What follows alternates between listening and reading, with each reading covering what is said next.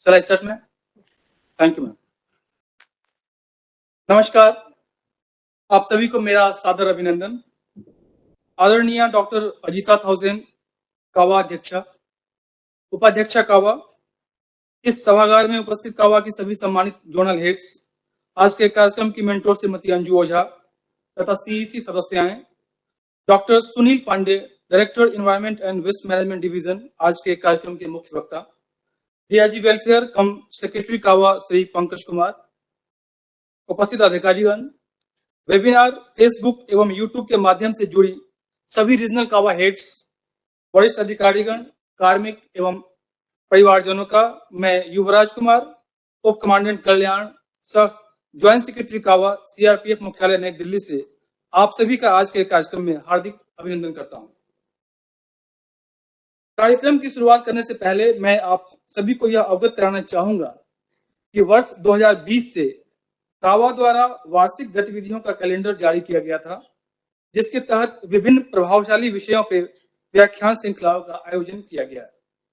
Calendar गतिविधियों के पिछले 2 वर्षों के सफलतापूर्वक आयोजन को देखते हुए लगातार तीसरे वर्ष भी कावा के वार्षिक गतिविधि के कैलेंडर का आयोजन हम कर रहे हैं।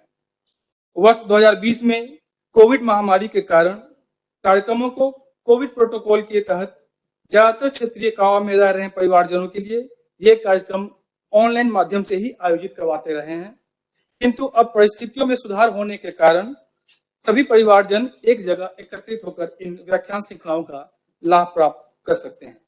मैं यह भी सूचित करना चाहूंगा कि गृह मंत्रालय की ओर से भी सभी सेंट्रल आर्म पुलिस फोर्स को 1 दिसंबर 2022 से 15 दिसंबर 2022 तक स्वच्छता पखवाड़ा मनाने जाने हेतु दिशा निर्देश जारी किए गए हैं, जिसके तहत plastic waste awareness management and disposal, recycling of waste और प्लास्टिक वेस्ट पर भी आयोजित कार्यक्रम इसमें शामिल किया गया है। और संयोगवश कावा के वार्षिक गतिविधि कार्यक्रम के कैलेंडर के प्रथम व माह नवंबर का विषय भी प्लास्टिक जागरूकता कार्यक्रम चयनित किया गया था। कावा द्वारा उक्त कार्यक्रम को रीजनल कावा की मदद से भी सफलतापूर्वक आयोजित करा लिया गया है। कावा की वर्तमान अध्यक्षा आदरणीय डॉक्टर अजिता थाउजेन, जो खुद भी एक वरिष्ठ चिकित्सक हैं, के कार्यभार ग्रहण करने के पश्चात कावा के परिवारजनों के स्वास्थ्य की देखभाल के लिए कावा के हेल्थ कैलेंडर को फिर से शुरू किया गया, जो कि कोविड महामारी के कारण अवरुद्ध हो गई थी। इसी क्रम में 14 नवंबर को बाल दिवस के उपलक्ष्य पर कावा अध्यक्षा के मार्गदर्शन में सभी क्षेत्रीय कावा केंद्रों पर 5 वर्ष से कम आयु के बच्चों के लिए संपूर्ण स्वास्थ्य जांच कार्यक्रम आयोजित करवाए गए, जिसमें सभी क्षेत्रीय कावा केंद्रों पर बहुत से उत्साह के साथ कार्यक्रम का सफलतापूर्वक आयोजन करवाया गया। सीआरपीएफ परिवार कल्याण संस्था द्वारा वर्ष 2022-23 के लिए वार्षिक कैलेंडर के अंतर्गत 12 अलग अलग विषय चुने गए हैं, जिन्हें training directorate, CRPF academy Kadarpur तथा सीआरपीएफ के चारों जोन के माध्यम से आयोजित किया जाएगा। मैं आग्रह करना चाहूंगा कि वो कैलेंडर के सारे विषयों के एक बार आप सबों को समक्ष प्रस्तुत कर सकूं।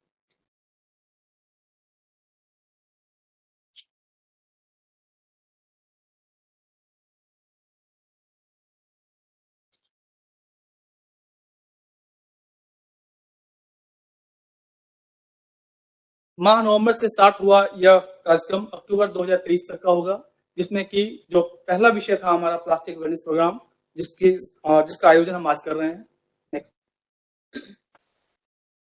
साइबर बुलिंग दिसंबर 2022 के लिए, डोमेस्टिक वायलेंस लीगल डिफेंस जनवरी 2023 के लिए, फरवरी 2023 के लिए digital revolution pros and cons, मार्च 2023 के लिए वेल्थ मैनेजमेंट इन्वेस्टमेंट अपॉर्चुनिटी,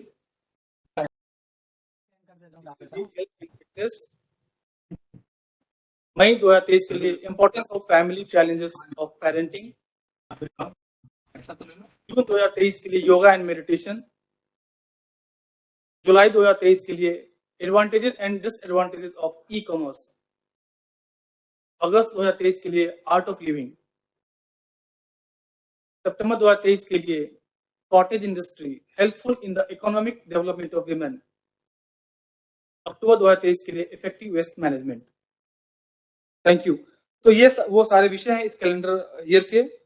अब मैं आज के कार्यक्रम की ओर रुख करते हुए आप सभी को सूचित करना चाहूंगा कि आज की व्याख्यान श्रृंखला की मेंटोर है श्रीमती अंजू ओझा, पत्नी श्री संजीव रंजन ओझा, एडीजी ट्रेनिंग डायरेक्टरेट, तथा कोऑर्डिनेटर की भूमिका में है श्रीमती सपना यादव, पत्नी Shri Rakesh Kumar Yadav, IG training directorate. आप दोनों आज इस सभागार में मौजूद हैं। माह नवंबर 2022 को प्रथम विषय प्लास्टिक जागरूकता कार्यक्रम के संबंध में व्याख्यान श्रृंखला हेतु चयनित किया गया है। सीआरपीएफ के कार्मिक एवं उनके परिवारजनों के लिए इस कार्यक्रम की live streaming CRPF YouTube channel व फेसबुक के माध्यम से भी किया जा रहा है। अब मैं अनुरोध करना चाहूंगा president CRPF family welfare association doctor Ajita थाउसेन से कि वो आज के इस कार्यक्रम की शुरुआत अपने संबोधन से करें। ओवर टू प्रेसिडेंट कावा। Thank you, Yuviraj.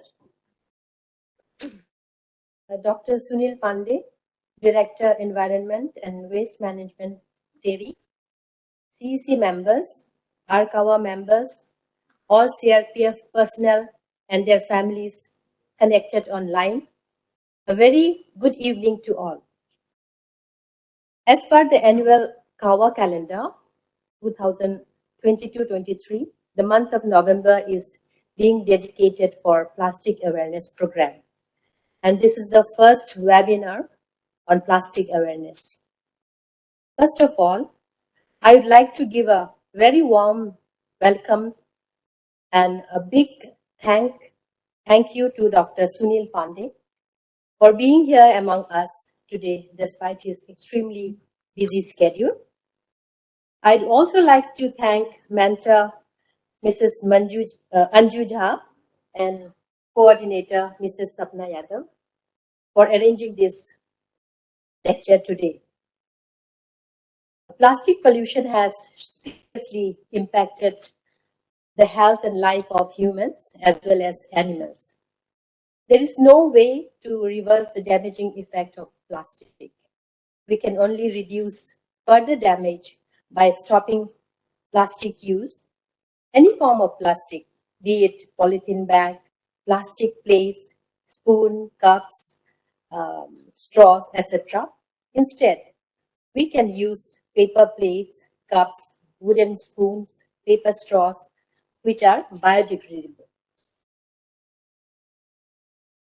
We have to instill the habit of saying no to plastic and make people around us aware the toxic effect of it. I don't remember using polythene bags during my childhood. I saw only cloth bags and jute bags in our homes. Even in school, I carried books in a cloth bag. Many regional KAWA centers में plastic जागरूकता विषय पर कार्यक्रमों को देखा है online, like in WhatsApp and Facebook में, जिसके लिए सभी रीजनल KAWA हेड्स बधाई की पात्र है। कुछ सेंटर्स के कार्य बहुत ही प्रशंसनीय था, जैसे फॉर एग्जाम्पल जीसी गुरुग्राम, जिसने ओल क्लॉथ का बैग्स बना के डिस्ट्रीब्यूट किया है। GC Nagpur, they have gone beyond the campus. They went to the mandis, vegetable mandis, and distributed cloth bags. And 103 RAF battalion, they went to India Gate and spread the awareness program on the public. 205 Cobra, GC Pinjore, and RTC Peringom, they also did commendable job. So I'm sure you will continue to do the good work in future too. And now I think I should stop saying anything beyond this, because our expert is sitting here and everyone is eagerly waiting to hear him. So over to Dr. Pandey. Thank you so much, ma'am. So आज के इस विषय पे CRPF के विभिन्न क्षेत्रीय KAWA, जिसके बारे में अभी प्रेसिडेंट KAWA ने उल्लेख भी किया है, उन्होंने अपने कैंपस में एक्टिविटीज भी कराई है। मैं बहुत कम समय में ही मैं उन सब की एक झलक आपको दिखाना चाहूंगा, जहाँ पे ये अलग-अलग स्थानों पे इस कार्यक्रम को आयोजित किया गया है। लगभग 44 रीजनल कवर सेंटर ऐसे हैं जिन्होंने ये प्रोग्राम किए हैं।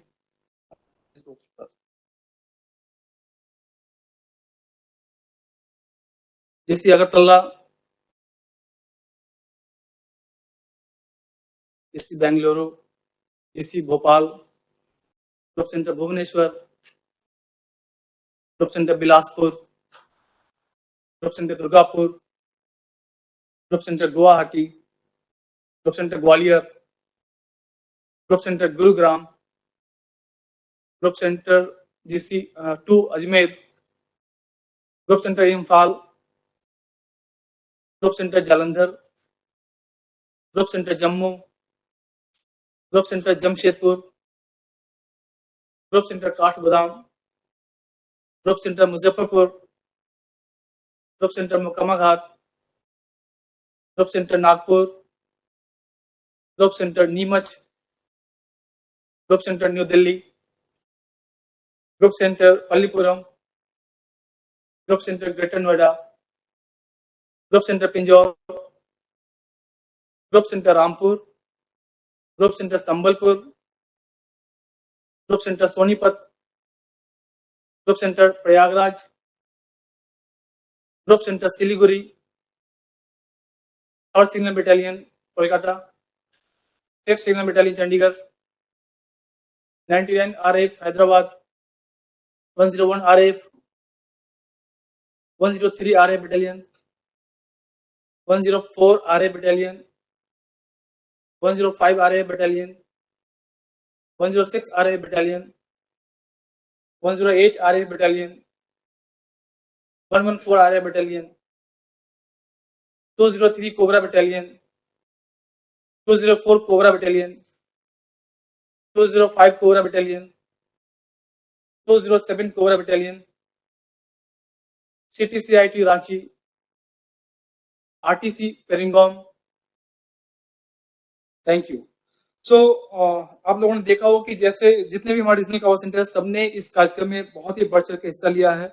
मैं यहाँ पे एक ऐड करना चाहूंगा कि रीजनल कवर की तरफ से एक पॉइंट था कि जो भी हम लेक्चर सीरीज कराते हैं उसके बेस्ड हम लेक्चर सीरीज को रिपीटिशन नहीं हो, इसलिए आपके कैंपस में वो एक्टिविटी बेस्ड प्रोग्राम हो और लेक्चर सीरीज जिसको भी हर मंथ मार्क किया जा रहा है वो ऑफिस ही इसको कराएं।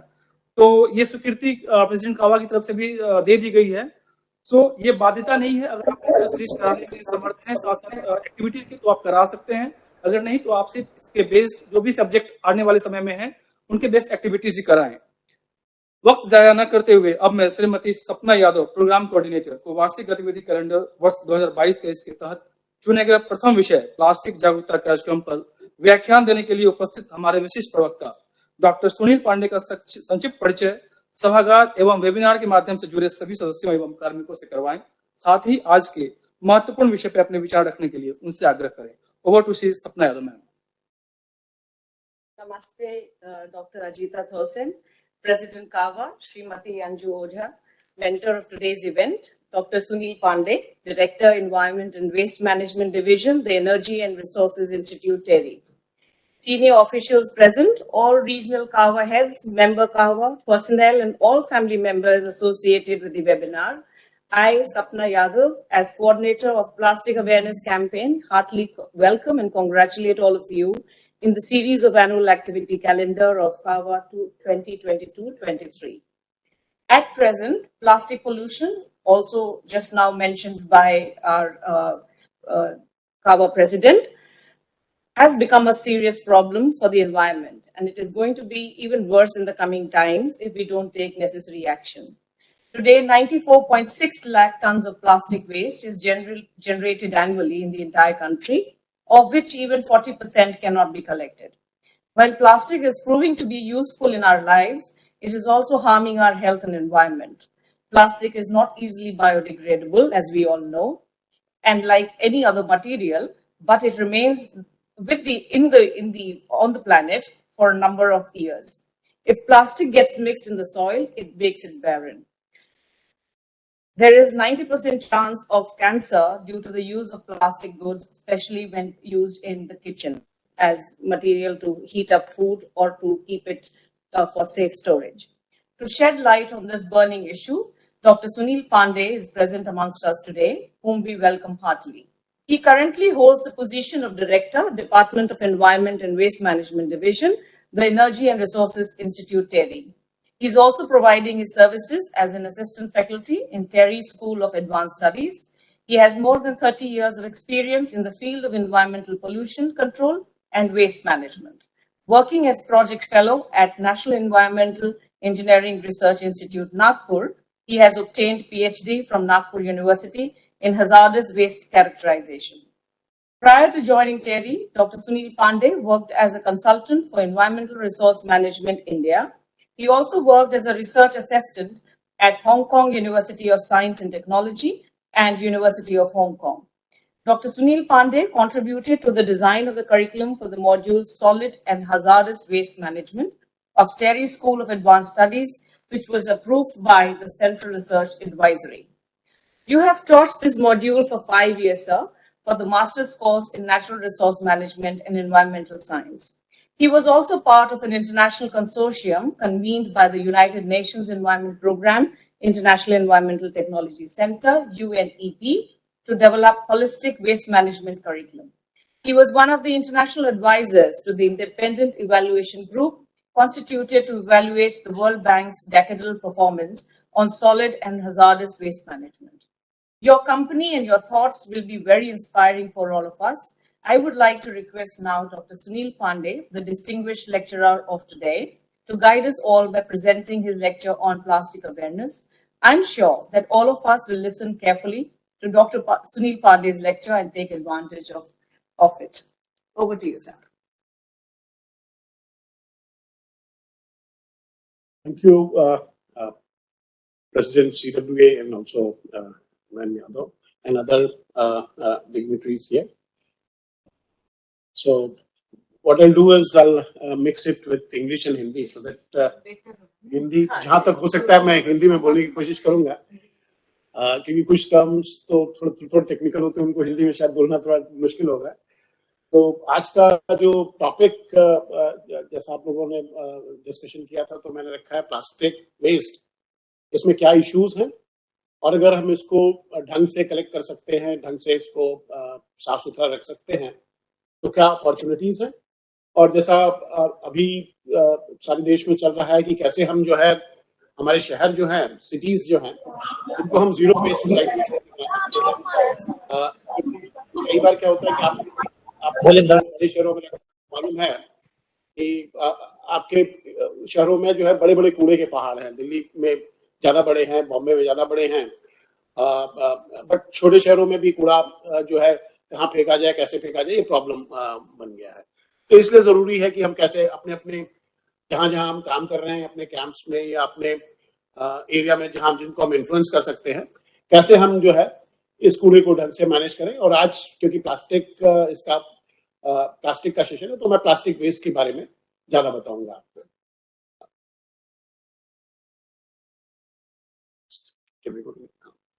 तो एक इंस्टीट्यूट है यहाँ पे इंडिया में, central institute of plastic engineering technologies, Bhubaneswar में इनका हेडक्वार्टर है. इन्होंने एक स्टडी किया है सेंट्रल पोल्यूशन कंट्रोल बोर्ड के साथ.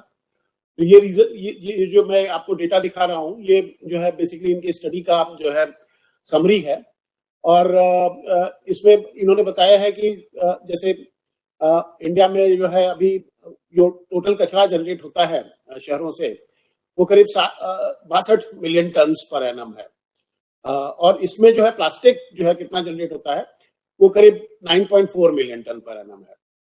और ओवरऑल देखा उन्होंने जो जितने शहरों में स्टडी किया, जो आपको इंडिया के मैप में दिखाई दे रहा है, सारे मेजर सिटीज को इन्होंने कवर किया. और ये देखा कि जो है 10% जो है जो म्युनिसिपल सॉलिड वेस्ट जनरेट होता है इसका 10% जो है प्लास्टिक वेस्ट है. और इन्होंने देखा कि कौन से शहर जो है ज्यादा प्लास्टिक वेस्ट जनरेट कर रहे हैं. तो टॉप 10 जो है शहर जो है इंडिया में देखा जाए तो सबसे पहले ऑब्वियसली दिल्ली है. दिल्ली स्टेट है, एरिया में भी दूसरों से बड़ा है. चेन्नई उसके बाद, कलकत्ता, मुंबई, बैंगलोर, अहमदाबाद, हैदराबाद, सूरत, कानपुर, पुणे। ये मैं दिखाने की कोशिश कर रहा था कि कैसे जो है प्लास्टिक जो है जिसको हम समझते हैं कि जो है बहुत यूजफुल आइटम है, और काफी बार बिकॉज ऑफ कन्वीनियंस हमको जो चीजों को हैंडल करने में कन्वीनियंस होती है उसकी वजह से हम प्लास्टिक बैग्स ज्यादा यूज करते हैं या प्लास्टिक कंटेनर्स ज्यादा यूज करते हैं। कैसे ये आगे चल के आगे के स्लाइड्स में मैं दिखाऊंगा कैसे ये प्रॉब्लम हो गया।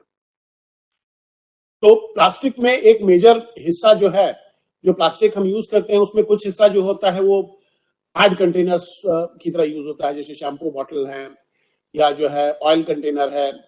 बट कुछ हिस्सा जो होता है वो पैकेजिंग में यूज होता है, जैसे हमारे बॉटल, पानी के बॉटल हैं या जो है पन्नियां हैं, जो पन्नियों में हम सामान मार्केट से लाते हैं, तो उनको हम ब्रॉड टर्म में पैकेजिंग वेस्ट बोलते हैं।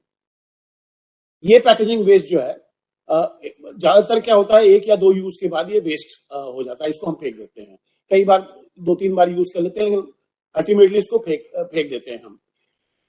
कई बार जैसा मैंने बताया, कई बार इसको हम रीयूज करते हैं, बट जब हम फेंक देते हैं इसको तो हमारे शहरों में एक वेस्ट पिकर सोसाइटी है जो कचरा इधर उधर से उठाते हैं। वो क्या करते हैं, वो इनको उठा के ले जाते हैं और इनको जो है रिसाइकलिंग करने वालों को बेच देते हैं। बट इसमें कई सारे प्लास्टिक ऐसे हैं जिसको मैं अभी बाद में भी आपको बताऊंगा कि इनको कैसे मैनेज करना है। कई सारे प्लास्टिक ऐसे होते हैं जो बहुत या तो पतले होते हैं या बहुत गंदे हो जाते हैं, क्योंकि सामान में जो पैक हुआ है उनकी वजह से। तो उनको जो है वो वेस्ट पिकर जो है कलेक्ट नहीं करते हैं और वो ऐसे ही सड़क पे इधर उधर पड़े रहते हैं। उससे क्या होता है, उससे जो है हमारी ड्रेनेज चौक हो जाती है। उससे जो है कई बार शहरों में, जैसे कई बार शहरों में आप देखेंगे, चेन्नई में ज्यादा बारिश हुई, बाढ़ आ गई, या बैंगलोर में ज्यादा बारिश हुई, बाढ़ आ गई, या इवन दिल्ली में कई बार होता है कि ड्रेन हमारी चौक है तो जब ज्यादा बारिश होती है तो पानी निकल नहीं पाता है। तो इस वजह से जो है ये प्रॉब्लम हो जाती है प्लास्टिक के कचरे को अगर हम ठीक से उसका मैनेजमेंट नहीं करें। कई बार क्या होता है कि हमारी जो डिस्पोजल साइट है उनमें जो है प्लास्टिक जो है क्योंकि बहुत गंदे जो प्लास्टिक होते हैं उनको वेस्ट पिकर उठाते नहीं है, तो उसमें आग लगा देते हैं, क्योंकि वो वॉल्यूम कम करने के लिए कि उसका जो है वॉल्यूम कम हो जाएगा। तो उसकी वजह से काफी पोल्यूशन होता है। अभी दिल्ली में विंटर में आपको मालूम है कि हम फिर से एयर पोल्यूशन की बात कर रहे हैं। इसमें काफी बार जो है जो हमारे लैंडफिल्स में जो आग लगी होती है उसका भी काफी हिस्सा होता है पोल्यूशन में। ओपन बर्निंग, क्योंकि आपको काफी लोगों को ये भी मालूम होगा कि जो है ठंड के दिनों में कई बार जो लोग बाहर ड्यूटी पे हैं वो कई बार जो है अपने को गर्म रखने के लिए या तो लकड़ी के लॉग जलाते हैं या प्लास्टिक वगैरह भी जला लेते हैं, टायर जला लेते हैं। इससे भी जो है काफी पोल्यूशन होता है, काफी जो है एनवायरमेंट खराब होता है। रिसाइकलिंग जो हम इंडिया में कर रहे हैं वो वैसे तो ग्लोबली जो है देखा जाए तो हम 60% 70% के करीब रिसाइकिल करते हैं, जो कि ग्लोबल एवरेज जो 25% उससे बहुत ज्यादा है। प्रॉब्लम ये है कि जो हम जो रिसाइकलिंग करते हैं, जो टेक्नोलॉजीज हम यूज करते हैं वो जो है बहुत अच्छी टेक्नोलॉजीज नहीं है और उससे भी काफी पोल्यूशन होता है। जो हम रिसाइकल प्रोडक्ट बनाते हैं कई बार वो प्रोडक्ट भी जो है वो इंफीरियर क्वालिटी का होता है, अच्छी क्वालिटी का नहीं होता है। तो इसकी वजह से जो है कई बार जो है जैसे हम एक बार प्रोडक्ट रिसाइकिल किया उसके बाद हमको उसको फेंक देना पड़ता है, जब वो टूट जाता है तो फेंक देना पड़ता है। तो इसकी वजह से भी काफी पोल्यूशन होता है। और सबसे बड़ा इशू जो जिसके बारे में आज हम बात और करेंगे वो है multi layered packaging. Multi layered packaging आप सारे जो है इससे अवगत होंगे, जैसे हमारे कुरकुरे हैं, चिप्स हैं, इनके पैकेट, या जो है छोटे छोटे पैकेट जैसे शैम्पू है, शैशे है, इवन कई बार ट्यूब्स जो है हमारी टूथपेस्ट की ट्यूब्स जो होती है वो भी मल्टी लेयर्ड पैकेजिंग होती है, जिसमें काफी सारी लेयर हम यूज करते हैं प्लास्टिक की। वो इसलिए यूज करते हैं कि जो सामान हम इसमें पैक करते हैं, एक तो ये पैकेजिंग लाइट होती है, इसमें वेट नहीं होता है। दूसरा जो सामान हम पैक करते हैं वो सामान जो है 6 महीने खराब नहीं होता है। तो इसलिए जो है वैसे सामान की लाइफ बढ़ाने के लिए, शेल्फ लाइफ बढ़ाने के लिए अच्छा है, बट जब ये वेस्ट हो जाता है तो उसको रिसाइकल करना जो है मुश्किल होता है। इसका कलेक्शन भी नहीं होता है, इसकी रिसाइकलिंग भी नहीं होती। ये आपको कुछ फोटोग्राफ दिखाऊंगा जो अलग अलग कंट्रीज से हैं। पहले साइड पे है जो है प्लास्टिक क्यों इतना यूज हो रहा है, क्योंकि कन्वीनियंट है। आप ऊपर देखिए तो एक ही प्लास्टिक बैग में कई तरह की चीजें पैक करके ले जा रहे हैं लोग। शॉप्स में जो है प्लास्टिक के कंटेनर्स में जो है खाने पीने का सामान इजी पैक करना होता है और इसकी वजह से वेस्टेज कम होती है। फूड वेस्ट प्लास्टिक पैकेजिंग से कम होता है और काफी सारे बेवरेज वगैरह जैसे आप देखते हो प्लास्टिक के पैकिंग में पैक हैं, बट अगर इनको ढंग से कलेक्ट नहीं किया जाए और रिसाइकलिंग के लिए नहीं भेजा जाए तो क्या इसका परिणाम है। ये बीच वाले स्लाइड्स में आप देखिए कैसे ड्रेन जो है पूरी प्लास्टिक बैग से भरी हुई है, पानी दिखने का पूरा, और वो जो बच्चा है जो उसमें वो प्लास्टिक की पन्नियां जो थोड़ी बहुत साफ है वो कलेक्ट करने की कोशिश कर रहा है। नीचे जो मैंने बताया कि कैसे लैंडफिल पे जो है आग लगा देते हैं प्लास्टिक की पन्नियों में, वो कैसे वो पोल्यूशन कर रहा है, काला धुआं निकल रहा है। और उससे उससे ज्यादा खतरनाक प्रॉब्लम ये है कि जैसे काफी सारे केसेस जो है दिल्ली में भी आए और जगहों पे भी आए, कई बार हम खाने पीने का सामान जो है जो बचा कुचा होता है वो प्लास्टिक की पन्नियों में पैक करके फेंक देते हैं, और जो है जानवर हमारे जो है उनको खाना खाने के चक्कर में वो प्लास्टिक की पन्नियां भी जो है खा जाते हैं। तो कई बार उनसे उनकी मौत भी हो गई है। और जो है ये जो नदी में हम प्लास्टिक फेंकते हैं, फाइनली जो नदियां जो है समुद्र में ड्रेन हो रही हैं, वो जो है प्लास्टिक को जो है समुद्र में ले जाते हैं, और कैसे हम समुद्र के जो है प्राणी जो है जो जीव जंतु हैं उनको प्लास्टिक कैसे इफेक्ट कर रहा है, और कैसे वो जो है प्लास्टिक किससे जो है मर रहे हैं। वो एक एग्जांपल सबसे नीचे जो है एक बर्ड का है जिसके जब वो मरी और पेट खोला गया तो उसके अंदर से तमाम तरह के प्लास्टिक के सामान निकले। नेक्स्ट, ये एक व्हाट्सएप पे एक जोक भेजा था कुछ 6-7-8 महीने पहले, जब हम लोग मरीन लिटर इशू पे काम कर रहे थे। तो ये दुकानदार जो है उनको महिला को मछली बेच रहा है, तो महिला कह रही है कि बैग में 2 मछली, तो कहता है मैडम बैग तो है मछली के अंदर ही है। तो जो है ये सिचुएशन हो गई है हमारी, और जो है इसलिए जो है हमको प्लास्टिक क्यों रिस्पॉन्सिबली यूज करना चाहिए और क्यों मैनेज करना चाहिए, ये इस कार्टून से मैंने समझाने की कोशिश की। प्लास्टिक जो है जिसको हम एक ही तरह का प्लास्टिक समझते हैं, उसमें एक्चुअली कई तरह के प्लास्टिक होते हैं। इनका केमिकल जो है कंपोजिशन होता है, ये डिफरेंट टाइप के पॉलीमर्स होते हैं, और सबका केमिकल कंपोजिशन हर तरह के प्लास्टिक जो मटेरियल में यूज करते हैं सबका केमिकल कंपोजिशन अलग अलग होता है। सबसे कॉमन, सबसे ज्यादा यूज किया जाने वाला जिसको हम पीईटी बॉटल्स बोलते हैं, पेट बॉटल्स बोलते हैं, जिसमें हम बेवरेज और कोल्ड ड्रिंक और ये सब पैक करते हैं, जो कि जैसा ग्रीन में मैंने लिखा है ये सेफ चॉइस है, मतलब इसको हम आसानी से कलेक्ट करके रिसाइकल कर लेते हैं। फिर कुछ प्लास्टिक की पन्नियां जो होती हैं या कंटेनर होते हैं उनको हम हाई डेंसिटी पॉलीथीन बोलते हैं। इसमें जैसे मिल्क है, डिटर्जेंट बैग है, कैरी बैग है, मोटे वाले कैरी बैग जो है, कंटेनर्स हैं, ये भी सेफ है क्योंकि इनको आसानी से कलेक्ट किया सकता है। इनका वजन ज्यादा होता है तो इनको जनरली लोग आप अगर फेंक भी देंगे तो कोई ना कोई उठा लेगा, ले जाएगा रिसाइकलिंग के लिए। पॉलीविनाइल क्लोराइड एक तीसरे तरह का प्लास्टिक है, जैसे पाइप्स हैं हमारे, केबल्स हैं, ये जो इलेक्ट्रिक केबल्स होते हैं, इसमें क्या होता है, इसमें प्रॉब्लम क्या होता है कि इसमें क्लोरीन होता है। और क्लोरीन का प्रॉब्लम क्या है कि जब हम इसको, अगर हम किसी वजह से इसको जलाते हैं तो इसमें से बहुत टॉक्सिक फ्यूम निकलती है, टॉक्सिक गैसेस निकलती हैं, और इस वजह से जो है ये अवॉइड करते हैं कि अगर हम प्लास्टिक में अभी मेडिकल उसमें भी जो है मैम जो बायोमेडिकल वेस्ट रूल्स आए हैं उसमें भी इंडिकेशन दिया है कि जो है जो पीवीसी बेस्ड पाउचेस वगैरह या कंटेनर्स वगैरह, आईवी ट्यूब्स वगैरह और ड्रिप्स वगैरह यूज करते थे, जहां तक हो सके हम पीवीसी को ना यूज करें उसमें, तो दैट वो जो डिसइंफेक्ट करके रिसाइकलिंग के लिए ले जाए तो पीवीसी का प्रॉब्लम नहीं है। और सिमिलरली लो डेंसिटी पॉलीथीन, इसके भी कैरी बैग्स बनते हैं, जो फिल्म रैपिंग फिल्म होती है, छोटे छोटे बॉटल्स, ये भी सेफ चॉइस है अगर हम इसको ढंग से कलेक्ट कर सकें और रिसाइकल हो जाते हैं। पॉलीप्रोपिलीन एक और पॉलीमर है जिसमें जैसे मेडिसिन बॉटल्स होते हैं, छोटे छोटे लाइनर्स होते हैं जो खाने के उस पर लगाते हैं, पैकेजिंग फिल्म है, ये भी सेफ चॉइस है अगर हम इसको ढंग से कलेक्ट कर सकें। प्रॉब्लम सबसे ज्यादा कहाँ आ रही है, जो हम स्टाइरोफोम जिसको हम बोलते हैं, जो पैकेजिंग प्लास्टिक है, जैसे फोम पैकेजिंग होती है, या जो है फोम के कप्स पहले आते थे, अब तो काफी कुछ रिप्लेस हो गया, बहुत कम जगह देखने को मिलते हैं, और खाने के जो है कंटेनर्स जो जिसमें कई बार हम फोम वाले कंटेनर्स में पैक करके देते हैं, और पैकिंग जो जैसे आप बड़े फ्रिज या रेफ्रिजरेटर या टीवी सेट्स खरीदते हो उसके साथ जो बाहर की पैकेजिंग आती है वो फोम बेस्ड स्टाइरोफोम पैकेजिंग होती है। वहां प्रॉब्लम होता है क्योंकि वो इजीली रिसाइकल नहीं होती है, और उसको अब जलाएं तो उससे जो है बहुत ज्यादा पोल्यूशन होता है, और उसमें एक गैस निकलती है स्टायरीन, क्योंकि पॉलीस्टायरीन है ये, तो स्टायरीन अगर कई बार क्लोज्ड एनवायरनमेंट पर जलाया जाए तो कई बार स्टायरीन जो है वो बहुत टॉक्सिक हो जाती है। कुछ साल पहले आपने पढ़ा होगा कि चेन्नई में एक स्टायरीन गैस लीक हो गया था स्टरलाइट प्लांट के पास, तो उससे काफी लोग मर गए थे वहां, क्योंकि वो काफी कंसंट्रेटेड था इसलिए काफी लोग मर गए थे। तो स्टायरीन इसलिए जो है खतरनाक है, इसको अवॉइड करना चाहिए। दूसरे प्लास्टिक्स हैं जैसे थर्मोसेट प्लास्टिक है, जिनको आप रिसाइकल नहीं कर सकते, मल्टीलेयर्ड लैमिनेटेड जैसा हमने बताया, इनको जो है जितना कम हम यूज कर सके उतना कम हमको यूज करना चाहिए। नेक्स्ट, ये कुछ आपको एग्जांपल मैं दिखाऊंगा कि जो जिससे आप रिलेट कर सकेंगे जब हम डिफरेंट काइंड ऑफ प्लास्टिक्स बोलते हैं तो क्या है। जैसे 10 कैरी बैग्स हैं अप टू 50 माइक्रोन, ये क्यों प्रॉब्लम है? क्योंकि इनको आप कलेक्शन का इसका प्रॉब्लम है, बहुत हल्के होते हैं इसलिए लोग कलेक्ट नहीं करना चाहते, इसलिए रिसाइकलिंग के लिए जाते नहीं हैं। स्मॉल रैपिंग पैकेजिंग फिल्म है, कटलरी जो स्टाइरोफोम बेस बता रहा था मैं आपको, foam cup, bowl, plates, cutlery जैसे लैमिनेटेड जो है उनको भी जो है उसमें से प्लास्टिक लेयर अलग करना मुश्किल होता है और इसलिए जो है उनकी रिसाइकलिंग प्रॉपर नहीं हो पाती है।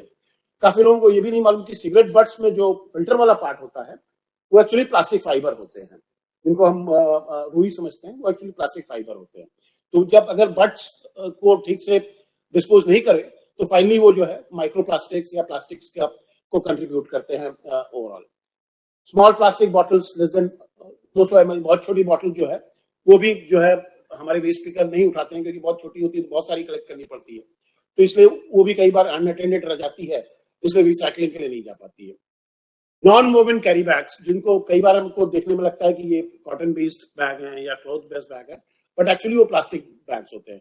जैसे हमारे अभी हम मास्क यूज कर रहे हैं, वो जो ब्लू वाले सर्जिकल मास्क, वो भी प्लास्टिक पॉलीप्रोपिलीन सर्जिकल मास्क है। उसी तरह से ये बैग भी जो है देखने में काफी शुरू में जब ये मार्केट में आए थे तो लग रहा था कि काफी इको फ्रेंडली ऑल्टरनेटिव है, बट अल्टीमेटली ये भी प्लास्टिक बैग है और अगर इसको रिसाइकलिंग के लिए नहीं भेजा जाए तो प्रॉब्लम है इसमें भी।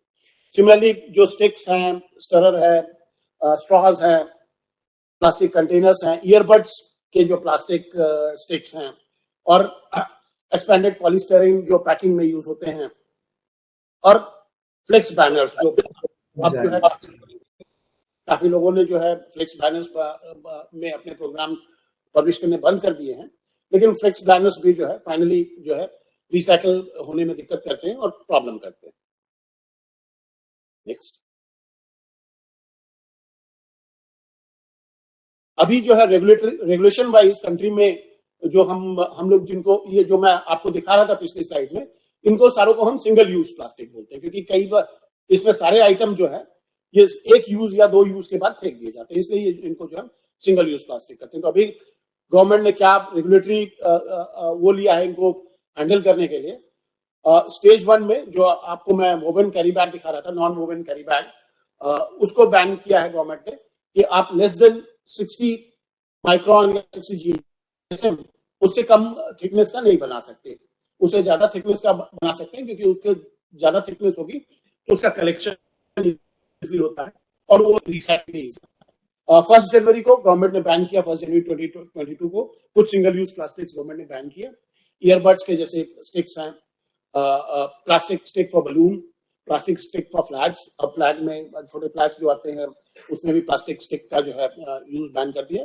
और अभी 1 जुलाई 2022 से गवर्नमेंट ने कुछ और चीजें बैन की हैं, जैसे प्लास्टिक के प्लेट्स हैं, कप्स हैं, ग्लासेस हैं, कटलरी है, सिगरेट पैक पे जो थिन फिल्म होती है वो बैन की। अभी काफी सारी कंपनीज ने फेज आउट नहीं किया है, लेकिन अब जो है उनको सिग्नल मिल गया है कि आपको जो है ये इसको यूज करना बंद करना होगा और आपको अल्टरनेटिव खोजना होगा। हम लोग वेस्ट मैनेजमेंट पे, जब वेस्ट मैनेजमेंट पे यहाँ तक तो मैंने प्रॉब्लम आपको बताया, अब मैं आपको कुछ अपॉर्चुनिटीज बताऊंगा कि कैसे जो है अगर हम इसको ढंग से कलेक्ट करें और मैनेज करें तो क्या क्या अपॉर्चुनिटीज, क्या क्या किस तरह से हम प्लास्टिक वेस्ट जो है उसको प्रॉफिटेबल मैनर में यूज कर सकते हैं। तो हम लोग वेस्ट मैनेजमेंट में जब बात करते हैं वेस्ट मैनेजमेंट की, तो उसमें एक हायरार्की हम लोग बोलते हैं जिसको 3R भी बोलते हैं कई बार। इसको हम जो है ये इनवर्स पिरामिड है, इसमें सबसे प्रेफर्ड ऑप्शन जो है वो सबसे ऊपर है और सबसे जो है जो ऑप्शन जब कोई ऑप्शन नहीं बचे तब यूज करने वाला है वो सबसे नीचे है। तो सबसे पहले हम जब मटेरियल को यूज करते हैं तो हम कोशिश ये करते हैं कि हम जहां तक हो सके कम से कम मटेरियल यूज करें। आजकल आप लोग देखोगे पैकिंग में आप लोग भी जो सामान मंगाओगे ई रिटेल साइट से, फ्लिपकार्ट है, अमेजॉन है, तो आप देखोगे कि उन्होंने पैकिंग साइज अपने छोटे कर दिए हैं। अब वो रैपिंग मटेरियल भी कम यूज कर रहे हैं, तो उनको भी सिग्नल मिल गया है कि अब हमको जो है कम से कम पैकेजिंग वेस्ट जो है जनरेट करना है और कम से कम जो है पैकिंग साइज रखना है। तो सबसे पहले सोर्स रिडक्शन, उसके बाद जो है कोई कंटेनर है, जैसे ये आपका कंटेनर है, अगर आपका ये खत्म हो गया तो आपको कुछ और स्टोर करने के लिए यूज कर सकते हो, विच इज रीयूज, कि कैसे आप जो है कंटेनर जो खत्म खाली हो गया है उसको हम किसी और चीज के लिए कैसे रीयूज कर सकते हैं। सेकेंड, अगर रीयूज नहीं कर सकते हैं तो रिसाइकलिंग, या आजकल अब अभी हम बात कर रहे हैं, ये तो क्योंकि वेस्ट मैनेजमेंट हायरार्की है, तो इसमें ऑर्गेनिक वेस्ट के लिए कंपोस्टिंग, कैसे हम उससे खाद बना सकते हैं। उसके बाद अगर हम रिसाइकल कुछ नहीं कर पाते हैं, जैसे हमने मल्टी लेयर्ड प्लास्टिक की बात की, उसके लिए अभी देश में रिसाइकलिंग टेक्नोलॉजी नहीं है, देश में क्या ग्लोबली कोई रिसाइकलिंग टेक्नोलॉजी नहीं है, तो उसको फिर हम एनर्जी रिकवरी ऑप्शन के लिए कैसे उससे एनर्जी जनरेट कर सकते हैं, वो नेक्स्ट ऑप्शन है। लास्ट ऑप्शन है, जब इसमें से कुछ भी नहीं किया सकता तो कैसे हम जो है वेस्ट को ट्रीट करें, उससे कुछ रिसोर्स रिकवर करें, और कैसे फाइनली जो है रेसिड्यू जो बचता है उसको हम डिस्पोज करें। तो इस हिसाब से जो है हम डिसाइड करते हैं कि जो टेक्नोलॉजीज हमारे पास अवेलेबल है, कौन से प्रेफर्ड है, कौन से सबसे ज्यादा प्रेफर्ड है। हम लोग जब अभी 1 जुलाई में जब गवर्नमेंट ऑफ इंडिया ने बैन किया जो सिंगल यूज प्लास्टिक्स में आपको दिखा रहा था, तो हम लोगों ने देखना शुरू किया कि जो है लिटरेचर में कि काफी, मैम जैसा बता रही थी, हमारे भी बचपन में कई बार हम लोग क्या होता था कि जब सामान लेने जाते थे तो अपना झोला लेके जाते थे और कोई प्लास्टिक की पन्नियां नहीं होती थी और लूज सामान होता था। तो हमने ये देखना शुरू किया कि उस समय जब जैसे भी स्टोर जो होते थे वो जीरो वेस्ट स्टोर होते थे, उसमें वेस्ट पैकिंग वेस्ट ज्यादा नहीं जनरेट होता था। तो आजकल अभी जो है इस समय कुछ जीरो वेस्ट स्टोर है कि नहीं इंडिया में। जीरो वेस्ट स्टोर के लिए हम लोगों ने देखा कि काफी सारे स्टोर अभी इंडिया में हैं जो कस्टमर को डिफरेंट चॉइसेस दे रहे हैं, जैसे आपको बड़ा रिजिड कंटेनर दे देंगे और कहेंगे कि आप इसमें सामान ले जाओ, और जब आप नेक्स्ट टाइम आओगे तो ये कंटेनर ले आना, फिर हम आपको इसमें नेक्स्ट टाइम भी सामान दे देंगे। तो एक फिक्स्ड अमाउंट आपसे ले लेते हैं, और आपका क्योंकि क्लोज्ड वो है यूनिट, तो आप फ्री में भी उनको डिस्ट्रीब्यूट कर सकते हो और बता सकते हो कि आप जब नेक्स्ट टाइम आओगे तो इसी कंटेनर को ले आना, इसमें हम सामान आपको वापस दे देंगे। और उसमें क्या करते हैं कि वो जो पैकेजिंग होती है उसको खोल के आपको सामान लूज दे देंगे और पैकेजिंग वो अपने पास रख लेते हैं। तो उससे क्या होता है कि पैकेजिंग एक जगह जमा होती है, वो डिस्पर्स नहीं होती, क्योंकि जितना वो डिस्पर्स होगी उतना उसको कलेक्शन करने में दिक्कत होगी। तो एक जगह जमा होती है, फिर वो जब एक आधा ट्रक या एक ट्रक अमाउंट वॉल्यूम जनरेट हो जाता है, उसके बाद वो उनको रिसाइकलिंग के लिए भेज देते हैं। तो कुछ स्टोर्स ने इस तरह के इनिशिएटिव लेना शुरू किए, कुछ स्टोर ने रीयूजेबल कंटेनर्स, कुछ स्टोर ने पेपर बैग, और सबसे इंपॉर्टेंट एग्जांपल आपको मदर डेयरी का है, जहां की आपको मालूम है डिस्पेंसिंग मिल्क आप अपना कंटेनर लेके जाओ तो यू कैन ऑल्सो, आपको लूज मिल्क भी मिल जाता है टोकन पे। तो ये सारी चीजें जो है फिर से जो है रिवाइव करने की कोशिश कर रहे हैं शॉप्स। और हम लोगों ने जो देखा, तो इसमें हमने देखा कि अभी कंट्री में जो है करीब 23 ऐसे स्टोर्स हैं जिनको जीरो वेस्ट स्टोर करके अपना सामान बेच रहे हैं और यो कर रहे हैं। मैं आपको मैप में दिखाता हूँ नेक्स्ट। और सरप्राइजिंगली आप इसको देखें तो पूरे ऑल ओवर इंडिया ज्यादातर सिटीज में अब जो है इस तरह से जीरो वेस्ट स्टोर्स आ रहे हैं, जिसमें वो कस्टमर को कह रहे हैं कि आप अपनी अगर झोले लेके आओ, अपना कंटेनर लेके आओ, या हमारा कंटेनर लेके जाओ, तो रीयूजेबल कंटेनर लेके जाओ, और कैसे वो वेस्ट को कम करने की, पैकेजिंग वेस्ट को कम करने की कोशिश कर रहे हैं।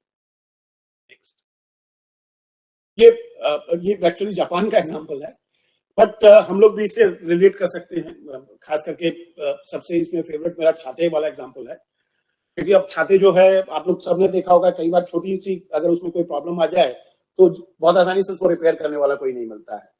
तो अब क्या होता है, जनरली छाते 1-2 सीजन के बाद हमको फेंक देने पड़ते हैं, क्योंकि कोई रिपेयर करने वाला नहीं मिलता। पुराने दिनों में हम लोग जो है छाते भी रिपेयर करा लेते थे, कई साल चल जाते थे छाते रिपेयर करा के। छोटे शहरों में अभी भी जूते रिपेयर करने वाले मिल जाते हैं, घड़ी रिपेयर करने वाले मिल जाते हैं, चाकू तेज करने वाले मिल जाते हैं, बट बड़े शहरों में धीरे धीरे ये कल्चर खत्म होता जा रहा है। तो ये जो है एक कल्चर है जिसको हमको फिर से जो है वापस लाने की जरूरत है, और जिसको हमको फिर से जो है प्रमोट करने की जरूरत है, क्योंकि वेस्ट जो है जितना हम ज्यादा सामान थोड़े से माइनर डिफेक्ट के लिए फेंक देंगे, उतना ज्यादा वेस्ट जनरेट होगा। तो आइडिया मैसेज इसमें ये है कि जो है जितना हो सके उतना हम सामान चलाएं, और रिपेयर करने में कोई शर्म नहीं होनी चाहिए, और रिपेयर करने में कोई वो नहीं होनी चाहिए। अगर हम सामान कोई भी जो मटेरियल है उसकी लाइफ अगर हम एक्सटेंड कर सकते हैं तो अगर वैसे ही वो उतने ही अच्छे से वो काम कर रहा है जैसा पहले काम करता था, तो एनवायरमेंट के लिए अच्छा है। नेक्स्ट, मैं आपको कुछ रिसाइकलिंग टेक्नोलॉजीज इसमें दिखाऊंगा कि कैसे जो है आजकल जो वेस्ट पहले आपको जगह जगह पड़ा दिखता था और अब आप देखेंगे तो अब इतना आपको रिलेटेड नहीं मिलेगा। इसमें सबसे इंपॉर्टेंट एग्जांपल है ये पेट बॉटल्स का, कि कैसे जो है पेट बॉटल्स कलेक्ट करते हैं। और आप देखेंगे कलर्ड बॉटल्स जो है एक तरफ एक जगह उन्होंने कलेक्ट की है, कलरलेस वाली एक जगह कलेक्ट की है, पानी की बॉटल अलग से पैक की है, और उसको क्या करते हैं लोग, इसको जो है बेल बना देते हैं। जैसे आप इसको क्रश करके प्रेस करके बेल बना देते हैं। बेल बना देने से एडवांटेज क्या होता है, इनको ट्रांसपोर्ट करना इजी होता है, क्योंकि अदरवाइज लूज बॉटल्स जो है बहुत पॉलीमेट्रिक हो जाती हैं, उनको पैकिंग भी प्रॉब्लम होती है ट्रक में, और जो है ट्रांसपोर्टेशन में भी प्रॉब्लम होती है। इसके बाद ये रिसाइकलिंग कंपनीज में जाती हैं, जहां उनको बेल खोल के वो क्या करते हैं, इनको थोड़ा साफ करके उसके बाद इनको क्रश कर देते हैं। एक श्रेडर, इंडस्ट्रियल श्रेडर आते हैं जिसमें क्रश कर देते हैं छोटे छोटे पीसेस में। उसके बाद कैसे ये रिसाइकल प्रोडक्ट्स उससे बनाते हैं। एक कंपनी है गणेशा इकोस्फीयर, उसका एग्जांपल मैं नेक्स्ट, ये कंपनी में देखिए पेट बॉटल से कैसे उन्होंने थ्रेड बना के और अलग अलग तरीके के प्रोडक्ट्स बनाए हैं। सोफे की अपहोल्स्ट्री, कार की upholstery, toys, soft toys, carpet, synthetic carpet of course, gloves, pillows, mattresses, even कई जगह जो है जैसे मॉइस्चर कंट्रोल के लिए जो है कई बार ठंडी जगहों में उनको ऊपर से कवर उस पर लगाना पड़ता है, खेत में या फील्ड में, तो भी जो है पेट फाइबर से लोग बना रहे हैं। नेक्स्ट, दूसरा ऑप्शन प्लास्टिक वेस्ट को मैनेज करने का, अगर हम रिसाइकिल नहीं कर सकते हैं तो क्या है, अभी जो है काफी सारी कंपनीज जो है जो प्लास्टिक प्रोडक्शन में है, वो क्या कर रही है, एक टेक्नोलॉजी है पायरोलिसिस करके, वो पायरोलिसिस करके टेक्नोलॉजी को यूज करने की कोशिश कर रहे हैं। जैसे BASF करके एक कंपनी है, रिलायंस है, जो कि मेजर प्लास्टिक पॉलीमर प्रोड्यूसर्स हैं, वो क्या कर रहे हैं, पायरोलिसिस में क्या होता है कि वेस्ट को हम जलाते हैं, लेकिन कंप्लीट एब्सेंस ऑफ ऑक्सीजन के प्रेजेंस में नहीं जलाते हैं, विदाउट ऑक्सीजन जलाते हैं, और हम कुछ कैटलिस्ट यूज करते हैं। उससे क्या होता है, ऑयल बन जाता है, प्लास्टिक का जो है ऑयल बन जाता है। अब ये ऑयल को जो है या तो आप एज ए ऑयल मार्केट में बेच सकते हैं, एज डीजल या पेट्रोल, मतलब क्रूड डीजल, या फिर कंपनीज काम कर रही हैं कि इस ऑयल को हम कैसे जो है फर्दर जो है पॉलीमर बनाए, जो हमारे मोनोमर और पॉलीमर है उसे कैसे फर्दर पॉलीमर बनाए, और कैसे हम इसको जो है ऐसा प्रोसेस करें कि इसको फिर से जो है प्लास्टिक मटेरियल बनाने में यूज किया जा सके। इसमें पायरोलिसिस वैसे तो काफी अट्रैक्टिव है, लेकिन कई बार प्रॉब्लम होता है आपको मार्केटिंग में। आप जो ऑयल प्रोडक्ट बनाते हो उसमें ऑयल प्रोडक्ट अगर डीजल प्राइस या पेट्रोल प्राइस जब काफी लो होते हैं कंट्रीज में, तो आपको जो है उसको मार्केट करने में प्रॉब्लम होती है। अभी फॉर्चुनेटली इन दैट सेंस की पेट्रोल और डीजल प्राइसेस हाई हैं, तो पायरोलिसिस ऑयल जो है ये फिर भी बिक जाता है। इकोनॉमी ऑफ स्केल, क्योंकि अभी बहुत छोटे छोटे प्लांट्स बन रहे हैं और बड़े प्लांट्स नहीं बन रहे हैं, इसलिए जो प्रोडक्ट आप बनाते हैं छोटे प्लांट्स में वो कॉस्टली होते हैं। एनवायरमेंटल इश्यूज एक और प्रॉब्लम है, क्योंकि बड़े प्लांट्स में अगर आप पायरोलिसिस के बनाएंगे तो उसमें वो प्लांट्स पोल्यूशन नहीं करें और वेस्ट वाटर या एयर पोल्यूशन ना करें, वो एक इश्यू पायरोलिसिस के साथ है। और कई बार क्या होता है कि हम जो प्लास्टिक कलेक्ट करते हैं वो मिक्स प्लास्टिक होता है, पॉलीमर के हिसाब से अलग अलग सेपरेटेड नहीं होता है। तो जो ऑयल बनाते हैं इसमें ये जो है ऑयल की कैरेक्टरिस्टिक्स भी जो है मिक्स प्लास्टिक को प्रोसेस करते हैं, इसलिए उसकी कैरेक्टरिस्टिक्स भी बैच टू बैच चेंज होती है, तो इसलिए जो है कई बार इसको मार्केटिंग में प्रॉब्लम आती है। तो ये कुछ इश्यूज हैं, बट ये इमर्जिंग टेक्नोलॉजी है जिसमें काफी सारी इंडस्ट्रीज अभी काम कर रहे हैं। बट इसके लिए क्या चाहिए कि हमको प्लास्टिक की सॉर्टिंग चाहिए। जब प्लास्टिक वेस्ट कलेक्ट हो तो पॉलीमर वाइज वो सॉर्ट हो जाए, और एक इकोनॉमी ऑफ स्केल चाहिए कि सारा एक सेंट्रलाइज सिस्टम में कलेक्ट होके जाए, और उसके बाद जो है उसको पायरोलिसिस हो और ऑयल बने, और उसको फिर हम वापस जो है प्रोसेस में यूज करें। नेक्स्ट, ये बड़ा कॉमन, जब आप बड़े कंपोस्ट प्लांट पे जाओगे कभी, जहां गीले वेस्ट की कंपोस्टिंग हो रही है, तो आप देखोगे कई बार वो वेस्ट अगर सेग्रीगेटेड ढंग से नहीं है, तो कंपोस्ट प्लांट में कंपोस्ट बनने के बाद, कंपोस्ट को सॉर्ट आउट करने के बाद राइट साइड में देखोगे तो काफी सारा जो है कचरा जो कंपोस्ट नहीं हो सकता है वो है। और वो क्या है, ज्यादातर प्लास्टिक बैग है, क्लॉथ है, रैग है, टेक्सटाइल है, बड़ी बड़ी चीजें जैसे लेदर है, फुटवेयर है, इस तरह की चीजें हैं। इनका क्या कर सकते हैं, इनको हम अलग से सेपरेट करके, अगर मिक्स वेस्ट भी है, इनको साफ करके हम इनसे ब्रिकेट्स बना सकते हैं। नेक्स्ट टाइम जब हम इनको क्रश करके, साफ करके, क्रश करके और एडिटिव्स के साथ इनको हम ऐसे ब्रिकेट्स बना लेते हैं, तो अब ये ब्रिकेट्स को हैंडल करना बहुत ईजी होता है। पहले जिस वेस्ट की हम वेस्ट में जो एनर्जी होती है, इसको कैलोरीफिक वैल्यू के टर्म्स में डिफाइन करते हैं। तो पहले जिस वेस्ट की एनर्जी कंटेंट 800 किलो कैलोरी पर ग्राम पर केजी था, इस तरह से पैलेटाइज करके जब हम ब्रिकेट्स बना लेते हैं, तो इसकी कैलोरीफिक वैल्यू 2500 से 3500 किलो कैलोरीज पर केजी हो जाती है। और अब क्या है कि ये सब थोड़ा साफ सुथरा हो जाता है, इसको हैंडल करना इजी होता है। तो इसको आप पैक कर सकते हो, इसको ट्रांसपोर्ट कर सकते हो।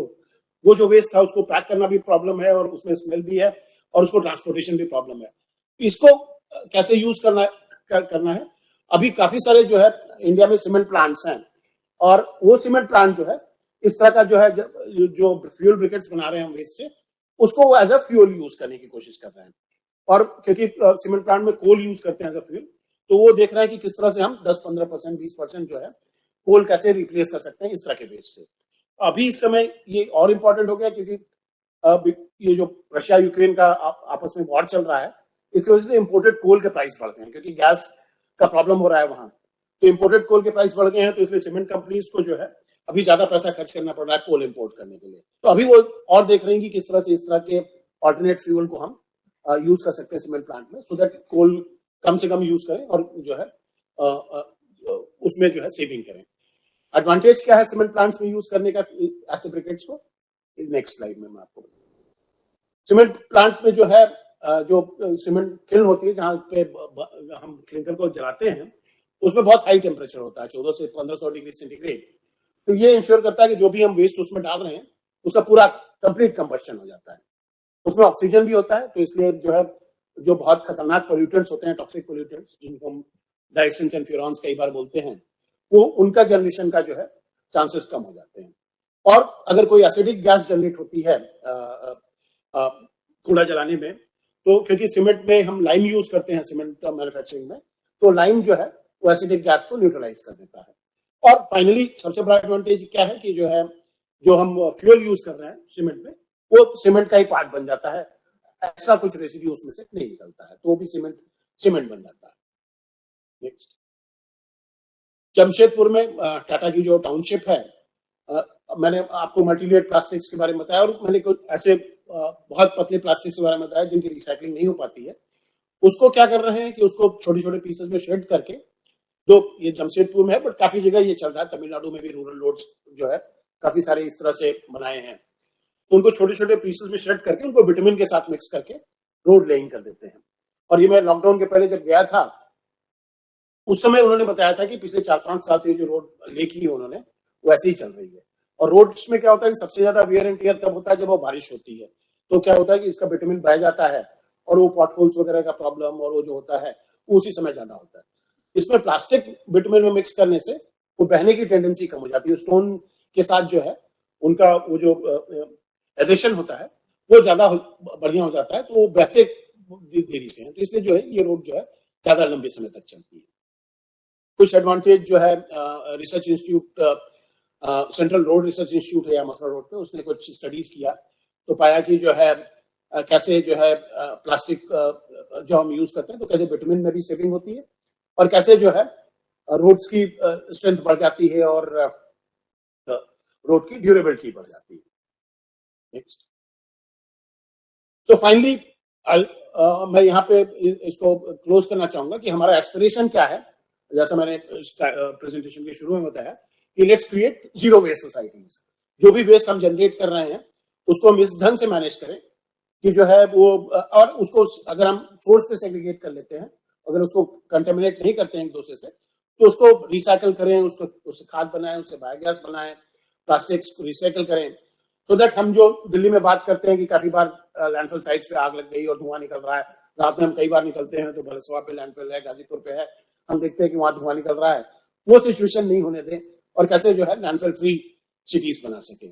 उससे एडवांटेज क्या है, पोल्यूशन की कमी होगी, लैंडफिल फायर जो हो जाती है उसके एपिसोड में कमी आएगी, वेस्ट जो है हम जो लैंडफिल साइट पे बेचते हैं, लैंडफिल में वेस्ट भेजना कम होगा, और वेस्ट से हम रिसोर्स रिकवर कर सकेंगे। जो हमारा एक गोल ये है कि जब हम वेस्ट मैनेज कर रहे हैं तो उससे हम अगर कुछ रिसोर्स रिकवर कर सकें तो अच्छा है।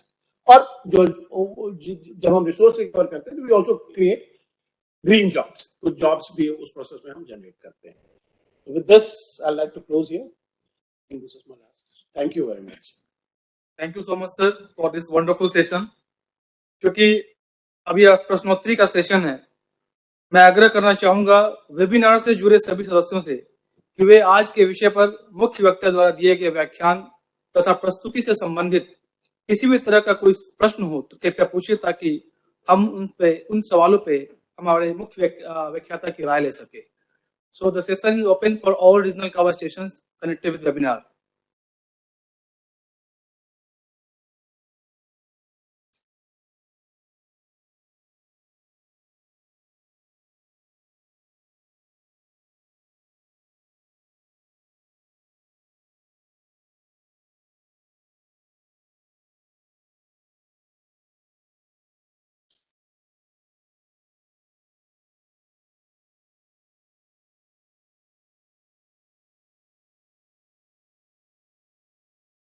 एनी रीजनल Kava स्टेशन जो सुन रहे हैं, आपके यहाँ से किसी भी तरह का कोई सवाल हमारे आज के विषय पे है तो आप हमारे मुख्य वक्ता से पूछ सकते हैं।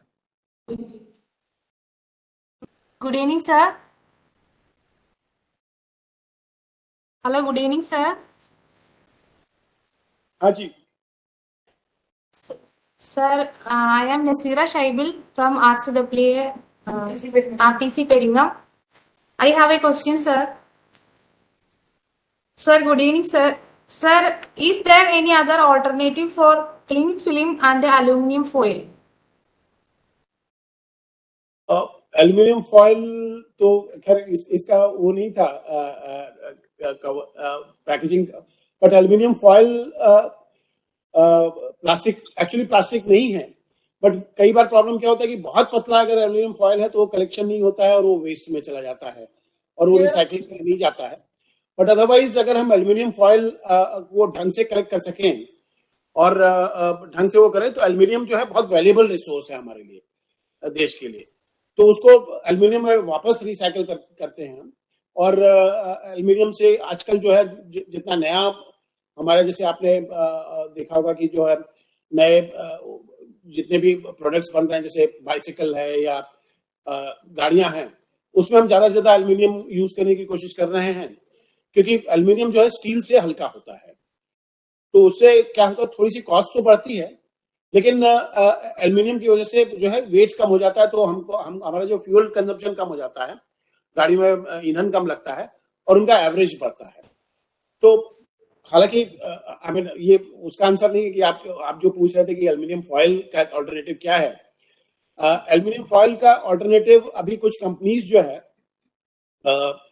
Kind of paper based packaging material निकाल रहे हैं, जो कि जो अभी भी बहुत लॉन्ग टर्म सोल्यूशन नहीं है। उसमें ये एक बहुत थिन फिल्म प्लास्टिक क्लियर की करते हैं।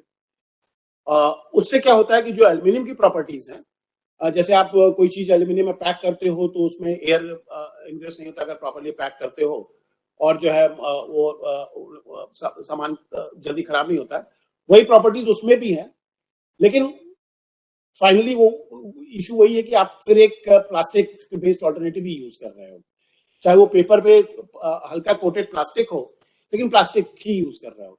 फिर वो उसको रिसाइकलिंग का भी प्रॉब्लम होता है, और उसको फिर वो जैसा हमने बताया कि वो सीमेंट प्लांट में भेजना, उसके अलावा और कोई ऑप्शन नहीं होता है। दूसरा सवाल आपका क्या था? Thank you, sir. Cling film तो जहां तक हम अवॉइड कर सकते हैं हमको अवॉइड करना चाहिए, और ऑलरेडी जो है गवर्नमेंट के डायरेक्टिव्स आ गए हैं कि क्लिंग फिल्म हम जो है अवॉइड करें पैकेजिंग में। और अगर और कई बार क्या होता है कि जैसे कुछ चीजों में अभी भी हम क्लिंग फिल्म या थिन फिल्म यूज कर रहे हैं, जैसे टेक्सटाइल है, अपैरल्स है, शर्ट्स खरीद रहे हैं, वहां पे क्लिंग फिल्म तो नहीं है, लेकिन वो भी पतली पैकेजिंग है। तो वहां पे जो है कई बार शॉपकीपर्स जो है या रिटेलर्स को ये इंस्ट्रक्शन कई जगह दिया जा रहा है कि अगर कस्टमर आपको वो वापस करना चाहे सामान लेने के बाद, तो आप उसको वापस लो, आप उसको मना नहीं करो। तो अब जो है धीरे धीरे जो है अवेयरनेस बढ़ रही है, और आप जो वेस्ट नहीं चाहते हो वो जो है दुकानदार या रिटेलर जो है वो वापस लेके उसको रिसाइकलिंग के लिए भेजने के लिए तैयार है। कोई और सवाल किसी स्टेशन का? Sir, I have one question from GC Guwahati. Good evening, sir. Good evening. Sir, I have one question from GC Guwahati. Sir, I am Vijeta.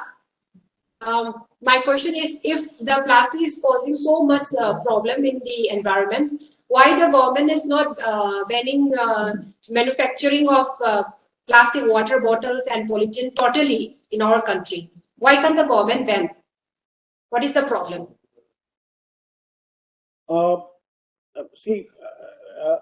कुछ तो मैंने अपने प्रेजेंटेशन में जो बताया, कुछ आइटम्स तो गवर्नमेंट ने बैन कर दिए हैं, और इस बार जो है गवर्नमेंट का बैन जो है वो मैन्युफैक्चरिंग पे भी है। जो 1 जुलाई 2022 से बैन लिस्ट आई है उसमें प्लास्टिक बॉटल्स नहीं है, और मल्टीलेयर पैकेजिंग नहीं है उस आइटम्स में। मल्टीलेयर पैकेजिंग इसलिए नहीं है कि अभी उसका रिसाइकलिंग ऑप्शन नहीं है हमारे पास। प्लास्टिक बॉटल्स एक्चुअली प्रॉब्लम नहीं है, क्योंकि उनको रिसाइकल किया जाता है, और अगर उसको हम ढंग से कलेक्ट कर सकें तो रिसाइकल किया जा सकता है। उसके प्रॉब्लम्स दूसरे हैं। उसमें अगर हम कुछ एडिटिव यूज करते हैं, जैसे प्लास्टिक बॉटल्स है या कुछ एडिटिव्स यूज करते हैं, तो उसमें पानी जो है, पानी को, क्योंकि हम वाटर बॉटल को हम एक बार यूज करके पानी उसके बाद जनरली रिफिल नहीं करते हैं आजकल। अगर रिफिल नहीं कर रहे हैं तो उसमें वो फिर भी सेफ है। अगर हम रिफिल कर रहे हैं तो क्या उसमें रिफिल कर रहे हैं, कई बार क्या होता है कि लोग उसमें पेट्रोल भर लेते हैं, कई बार कुछ और चीजें उसमें भर लेते हैं, तो वो प्लास्टिक जो है उसमें कुछ ऐसे केमिकल्स होते हैं जो लीच हो जाते हैं, जो उसमें आ जाते हैं। तो वो जो है वो हम नहीं करें। और जो प्लास्टिक बॉटल, क्योंकि प्लास्टिक बॉटल की सबसे बड़ी जो कंपनीज बनाती हैं उनके लिए सबसे बड़ी सुविधा ये है कि जो है जो प्लास्टिक बॉटल्स जो है वेट पे हल्की होती हैं, और उनको एक जैसे एक ट्रक लोड वो वाटर बॉटल्स ले जा रहे हैं तो एक ट्रक लोड में ज्यादा वाटर बॉटल्स ले जा सकते हैं। और दूसरा ये है कि जो पानी उसमें पैक है, जैसे मैंने बताया कि वो 6 महीने तक अगर उसको खोला नहीं जाए तो 6 महीने तक वो सेफ रहता है। तो इसलिए जो है प्लास्टिक बॉटल्स जो है ज्यादा यूज होने लगी।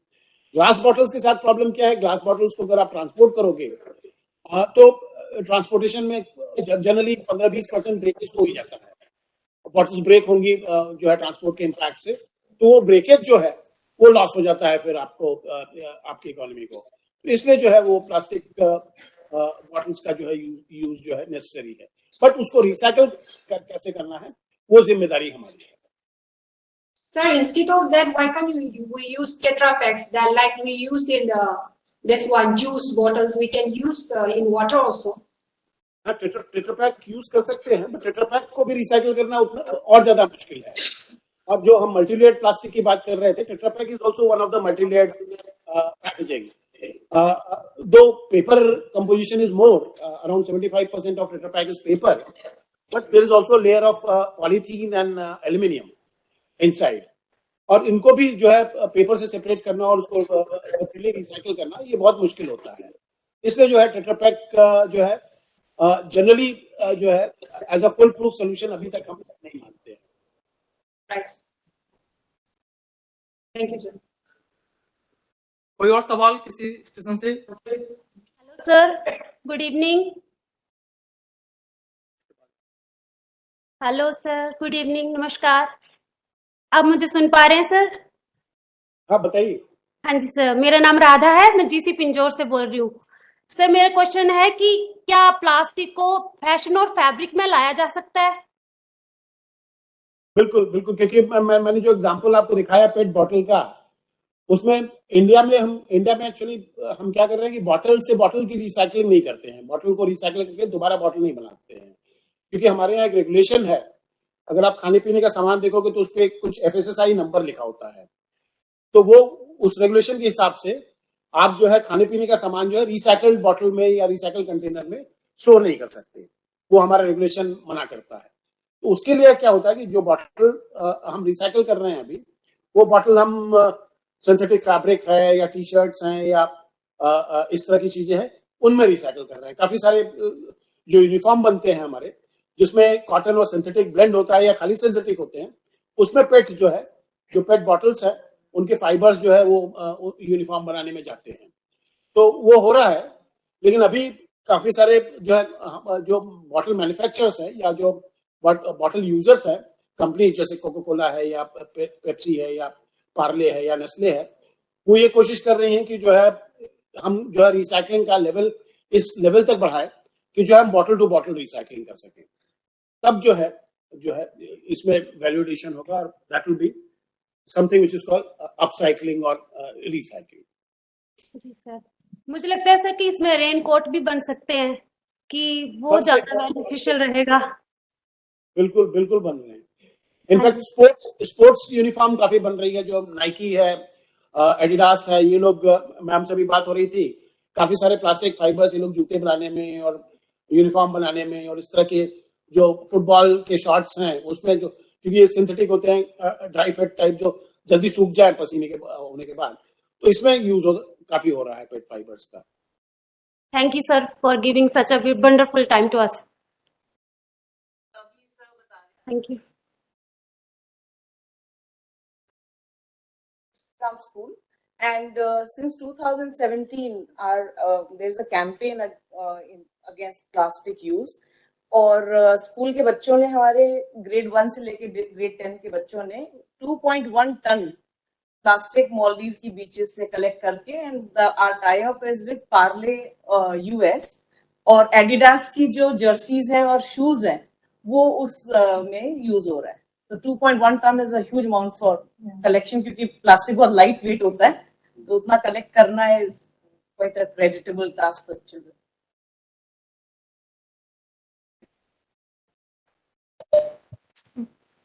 Good evening, sir. Sir, I am. Please wait. Good evening, sir. RTC Perringham, please wait. Sir, I am Geetu, RTC Perringham. Sir, microplastic के लिए थोड़ा बता दीजिए सर, एक्सप्लेन कर दीजिए सर। क्या चीज? सर, माइक्रोप्लास्टिक के लिए थोड़ा एक्सप्लेन कर दीजिए सर। माइक्रोप्लास्टिक एक्चुअली थोड़ा इसमें मैंने टच नहीं किया, मैंने कहा कि अभी अवेयरनेस में बहुत ज्यादा डिटेल में नहीं जाना चाहिए। माइक्रोप्लास्टिक क्या होता है कि ये जो प्लास्टिक जब हम डिस्पोज करते हैं और जब ये एनवायरमेंट में जाते हैं तो ये डिग्रेड होते हैं, ये जो है सनलाइट जो होती है इसके एक्सपोजर से डिग्रेड होते हैं, और ये डिग्रेड होने में कई सालों में जो है कई बार जो है बहुत छोटे छोटे पीसेस में डिग्रेड हो जाते हैं, और वो पीसेस इतने छोटे हो जाते हैं कि उनको हम अगर पानी में है तो आप या खाने में है तो आपको नेकेड आई से दिखता नहीं है इसमें माइक्रोप्लास्टिक है।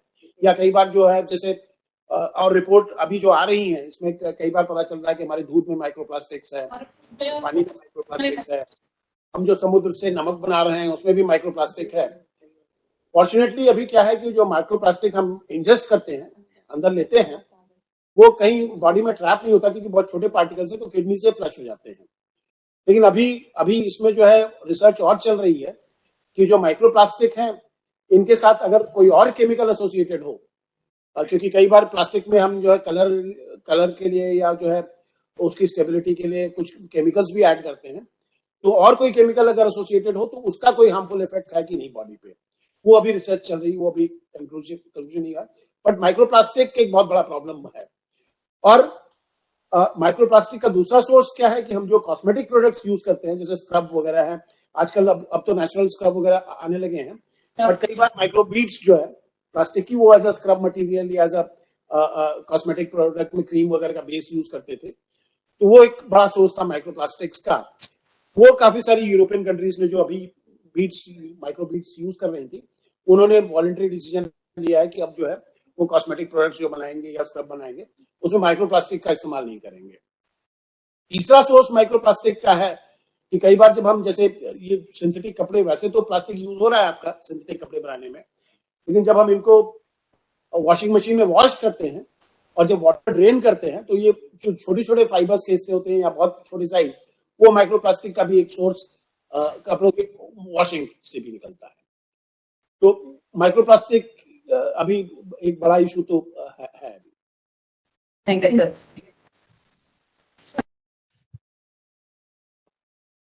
कॉन्फ्रेंस हॉल में मौजूद जो भी हमारे मेंबर्स है, उनके कोई सवाल है हमारे आज के स्पीकर से तो पूछ सकते हैं।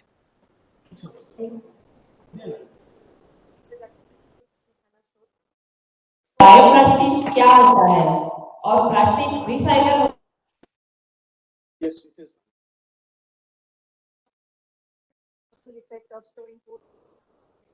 Actually, जो गरम खाना है, specially we have been used to कि आप दुकान पे गए और आपने कुछ ऑर्डर किया, वो गरम उसने पैक करके आपको दे दिया।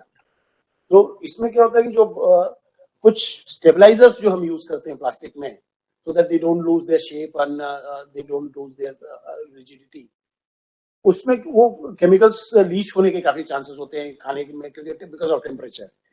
आपका मतलब है कि अगर खाना गर्म नहीं होगा तो प्लास्टिक हार्मफुल नहीं है? खाना अगर गर्म जब तक नहीं हो रहा है और जब तक मल्टीपल यूज नहीं हो रहा है कंटेनर का, क्योंकि कंटेनर में single use may be 1 or 2 use कुछ केमिकल्स होते हैं, जैसे सबसे कॉमन केमिकल है बिस्फेनॉल ए, वो कई बार लीच हो जाता है अगर मल्टीपल यूज में। अगर वो नहीं हो रहा है तब तक it is safe, but otherwise it is not safe.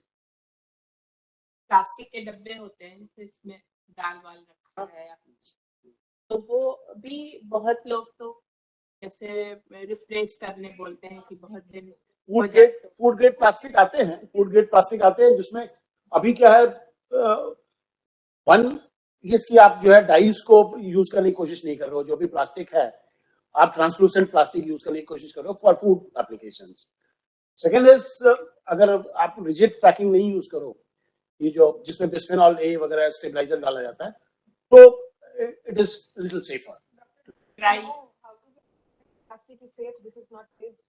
Actually by regulation जो मैन्युफैक्चरर्स हैं उनको वो सारी इंफॉर्मेशन उस पैकेजिंग पे डालनी चाहिए, but unfortunately it is not happening.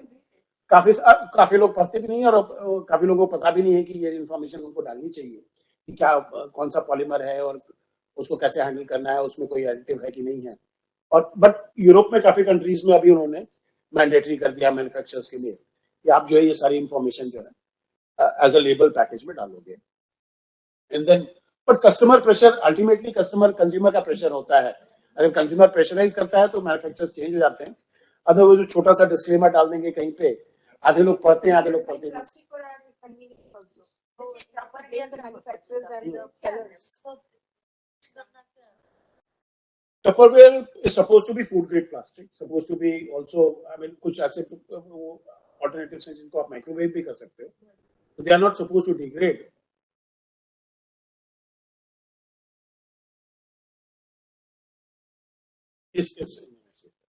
Good evening sir, मैं हेड कांस्टेबल महिला गौतम मिलेश्वरी जीसी नागपुर से।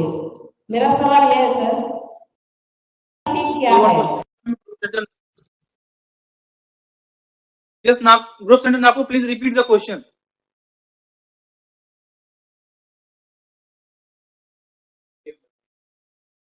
सर बायोप्लास्टिक क्या होता है और प्लास्टिक रिसाइकल होने के बाद क्या क्या चीजें बनाई जा सकती है? एक बार फिर से आप क्वेश्चन रिपीट करें। सर बायोप्लास्टिक क्या होता है? बायोप्लास्टिक कभी जो रेगुलेशन वाइज जो इनको सिंगल यूज प्लास्टिक जो हम फेज आउट करने की बात कर रहे हैं, तो इसमें एक ऑल्टरनेटिव जो है, काफी सारी कंपनीज जो है वो ऑल्टरनेटिव लेके आ रही है जिनको हम कह रहे हैं बायोप्लास्टिक, बायोडिग्रेडेबल प्लास्टिक। तो ये बाय डेफिनेशन ऐसे प्लास्टिक कंटेनर्स हैं, ऐसे प्लास्टिक मटेरियल हैं जिनका जब इस्तेमाल खत्म हो जाए तो जब हम इनको कंपोस्टिंग साइट पे ले जाए और इनकी जो है कंट्रोल कंडीशन में कंपोस्टिंग करें, ये डिग्रेड हो जाए 3 महीने 4 महीने में ये डिग्रेड हो जाए। और इसमें सबसे इम्पोर्टेंट इशू क्या है कि ये डिग्रेड होके वापस जो है पूरे मिनरलाइज हो जाए, खाद बन जाए, और इसमें माइक्रोप्लास्टिक नहीं जनरेट होगा। अगर वो उस तरह के बायोप्लास्टिक हैं जिसमें डिग्रेडेशन के प्रोसेस में कोई माइक्रोप्लास्टिक नहीं जनरेट हो रहा, तब तो सेफ है, अदरवाइज वो सेफ नहीं है। और बायोप्लास्टिक का एक ही डिसएडवांटेज है, वो डिग्रेड तो हो जाते हैं, लेकिन जो रिसाइकलिंग वैल्यू है वो बायोप्लास्टिक में नहीं है, रिसाइकल नहीं होते हैं वो। तो अगर आपने रिसाइकलेबल प्लास्टिक के साथ बायोप्लास्टिक को मिक्स कर दिया तो प्रॉब्लम है। और अगर बायोप्लास्टिक ढंग से जिस कंडीशन में जो मैन्युफैक्चरर है जो क्लेम कर रहा है कि हमारा कंटेनर है या हमारा बैग है वो 3 महीने 4 महीने में डिग्रेड होकर कंपोस्ट बन जाएगा, खाद बन जाएगा, अगर वो नहीं हो रहा है तो फिर वो रियल बायोप्लास्टिक नहीं है। पर बायोप्लास्टिक का एक एडवांटेज ये है कि वो आपके यूज के बाद आप जो है उसको प्रोसेस करके खाद बना सकते हो। Thank you sir. समय की थोड़ी पाबंदी है, बट फिर भी एक सवाल हम और लेना चाहेंगे, कोई रीजनल कन्वर्सेशन या फिर कॉन्फ्रेंस हॉल में जो मौजूद हमारे मेंबर्स हैं। कि पहले बच्चों को भी करना पड़ेगा, क्योंकि जो चिप्स के पैकेट है, मुझे लगता है सबसे ज्यादा पोल्यूशन चिप्स के पैकेट और गुटखा पाउच, ये सब अपने कैंप में भी अगर हम बच्चों के लेवल पे भी अगर थोड़ा सा अवेयर करें बच्चों को, उससे भी हम बहुत कुछ अपने कैंप, एटलीस्ट कैंप से शुरू करें तो वो अवॉइड कर सकते हैं चीजें, क्योंकि बच्चे चिप्स का पैकेट सबसे ज्यादा खाते हैं और स्कूल्स में और अपने कैंप में भी सबसे बड़ा चैलेंज वही है कि कैसे जो है, बिकॉज चिप्स मटेरियल पैकेज का एडवांटेज क्या है कि आपने जो पैक किया, मांगते हैं ना सब्जी वाले से जबरदस्ती कि नहीं पॉलिथीन बैग में ही दो, that also we can avoid. तो छोटी छोटी चीजों से हमें लगता है कि हम अवेयरनेस ला सकते हैं। Thank you so much. इसके बाद okay, so next question from DIG welfare से पंकज कुमार। सर मेरे 2 क्वेश्चन है सर। पहला तो ये कि मैंने कहीं पढ़ा था कि कहीं रिसर्च हुआ है और कुछ अभी कमर्शियल लेवल पे नहीं आया, लेकिन कहीं पे एक ब्रेक थ्रू मिला है जिसमें प्लास्टिक को डिकम्पोज कर सकते हैं with in A reasonable period of time. तो उसके बारे में आपसे जानना चाहूंगा सर। और जो बायोप्लास्टिक्स की जो बायोप्लास्टिक तो है, मैं जनरल प्लास्टिक की बात करता हूँ। जनरल प्लास्टिक में जो लास्ट टाइम जो रिसर्च था, जो एक बायोडिग्रेडेबल प्लास्टिक वो पेट बॉटल्स पे था, पेट पॉलीमर्स पे, और वो रिसर्च जापान से रिपोर्टेड है कि जो जापान में कुछ रिसर्च लैब ने कुछ ऐसे बैक्टीरिया खोजे हैं जो पेट प्लास्टिक को डिग्रेड कर पाता है। प्रॉब्लम ये है कि पेट इतना बड़ा प्रॉब्लम नहीं है रिसाइकलिंग के लिए। प्रॉब्लम जो है दूसरे तरह के प्लास्टिक्स हैं, जो पतली पन्नियां हैं और स्टायरोफोम है, उनके लिए अभी जो है इस तरह का कुछ वो नहीं मिल पाया है। पहले न्यूज में था sir, that was in the news in Japan, it was it takes 3 months, 90 days to that converts into eatable fungi. Black polythenes हैं जो हम लोग यूज करते हैं कैरी बैग के लिए, that was showing on the TV recently past that, जिसमें उसको 21 से 90 दिन के अंदर inject some bacteria is injected और वो एक मोल्ड बनता है and that can be eaten like mushrooms. But that process, I think, on the TV it was telling that it is slow now, but further research may happen. Commercialization of these processes are still not there. तो अभी proven नहीं है कि वो जो है जो process है is completely harmless and completely benign to the environment. वो थोड़ा सा अभी वो है, research चल रहा है। Breakthrough can because most of the technological breakthrough ऐसे ही होते हैं। तो हो सकता है कि फ्यूचर में कुछ ऐसा अल्टरनेट आ जाए जो कोई माइक्रोऑर्गेनिज्म या बैक्टीरिया इवॉल्व हो जाए जो इनको भी डिग्रेड कर सके। सर मेरा सेकंड क्वेश्चन ये था सर कि गवर्नमेंट्स को क्या बाधा है इंजीनियरी एस्टेब्लिश करने में? Engineering burning workshop factory incinerators actually बहुत कॉस्टली ऑप्शन है। नहीं, incinerators not on a small basis, incinerator as a factory that will generate electricity also based on the system of pyrolysis. Pyrolysis, what you say? Actually, India में problem क्या है? India में जहां भी incinerators या pyrolysis के plant whatever success rate चल रहे हैं, वो एक ही वजह से चल रहे हैं। एक तो इसमें एक हम टर्म बोलते हैं कंबाइंड हीट एंड पावर। तो अगर इस प्रोसेस में आप जो पावर बनाते हो या फ्यूल बनाते हो उसके साथ हीट भी बहुत जनरेट होती है, और वो अगर आप इफेक्टिवली यूज कर सकते हो तो आपका प्रोसेस जो है फाइनेंशियली वायबल होता है।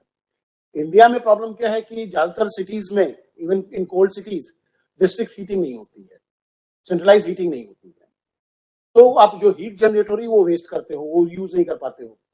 तो आप या उससे ऑयल बना लो या पावर बना लो, बाकी की हीट आपकी वेस्ट हो जाती है। तो वहां पे जो है प्रोजेक्ट वाइबिलिटी जो है कम हो जाती है।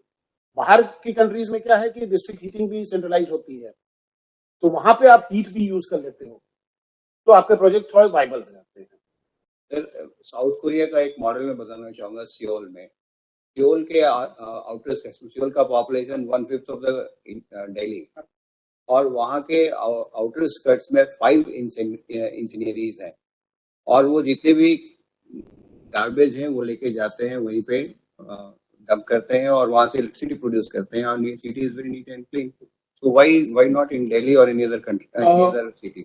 लार्जली बिकॉज, और वहाँ क्लाइमेटिक कंडीशंस सियोल का और यहाँ का बहुत ज्यादा डिफरेंस वो क्यों हो रहा है? जापान में, साउथ कोरिया में, हांगकांग में, सिंगापुर में इंस्टॉलेशन क्यों प्रेफर कर रहे हैं? क्योंकि उनके पास लैंड नहीं है वेस्ट डिस्पोज करने के लिए। दीज आर आइलैंड कंट्रीज, तो उनके पास लैंड नहीं है डिस्पोज करने के लिए, तो वो अपनी तरफ से पैसा खर्च करके वेस्ट मैनेज कर रहे हैं। And they are affluent societies, so they can afford to spend more money on waste management. And हमारे तरफ, हमारा जो डेवलपिंग कंट्री है या इमर्जिंग इकोनॉमी है, हम इतना पैसा वेस्ट मैनेजमेंट नहीं खर्च कर सकते, जहाँ हमारे यहाँ डायरिया से भी लोग मर रहे हैं और जो है हंगर से भी लोग मर रहे हैं। ये एक रीजन है कि why those processes which are possible in some countries, we can't even think of those processes. Thank you sir. Sir, ये माइक्रोवेव आने से like now we get microwave safe plastics also, fibre plates and all. लिखा हुआ तो रहता है, but is it safe to use that? Because in household everyone is using most of the time, वो crockery भी use करते हैं, लिखा हुआ भी है उसमें, बट जैसे इंडिया में है कि बहुत सारी चीजें लिखी रहती है, but any that must be having, there is, it's not written that how many cycles, कितने टाइम हीट कर सकते हैं, ये नहीं लिखा हुआ है। वही प्रॉब्लम है। तो वो कब तक सेफ है सर यूज करना उसको? दैट इज, और एक और सर, जो सिलिकॉन कप्स वगैरह भी आजकल हाउस होल्ड में भी यूज शुरू हो गया। Earlier we use to take use of aluminium cups और इसका सिल्वर कप्स, इस तरह पहले थे। तो सिलिकॉन भी सेफ है कि नहीं? एंड माइक्रोवेव में करने के बाद क्या उसकी प्रॉपर्टी चेंज होती है? वो एक्चुअली वो जो मैन्युफैक्चरर है वो आपको ये नहीं बताता है। जैसे टेफ्लॉन कोटिंग पहले होती थी, नाउ वी नो कि टेफ्लॉन इज हार्मफुल, जो हमारे नॉन स्टिक कुकवेयर होते हैं। सो मैन्युफैक्चरर आपको ये नहीं बताता है कि कितने साइकिल तक आप उसको सेफली माइक्रोवेव कर सकते हो। आप किए जा रहे हो माइक्रोवेव, आपको पता नहीं कि वो मटेरियल डिग्रेड हुआ है कि नहीं हुआ है। So that's वो तो I mean प्रॉब्लम है। भी यूज दैट या अवॉइड करनी चाहिए? अवॉइड कर सकते हो तो बहुत ही अच्छा है। वैसे भी I mean food reheating is anyway not recommended. अगर आपको रीहीट करना है कोई चीज तो वैसे भी रिकमेंड नहीं करते हैं। And microwave is 90% use for reheating.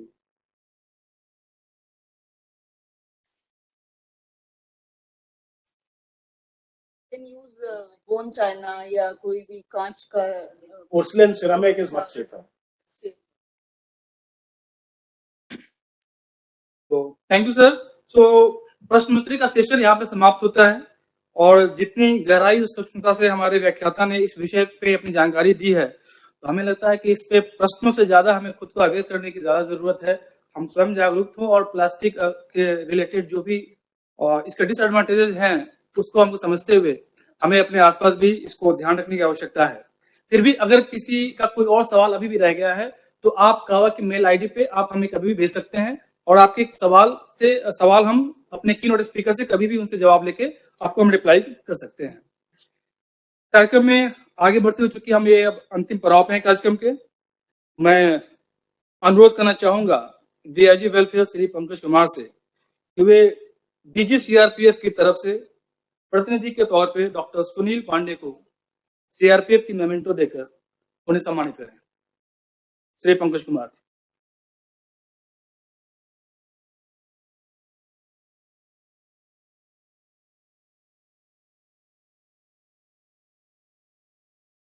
Sir, मैं रिक्वेस्ट प्लीज करूंगा।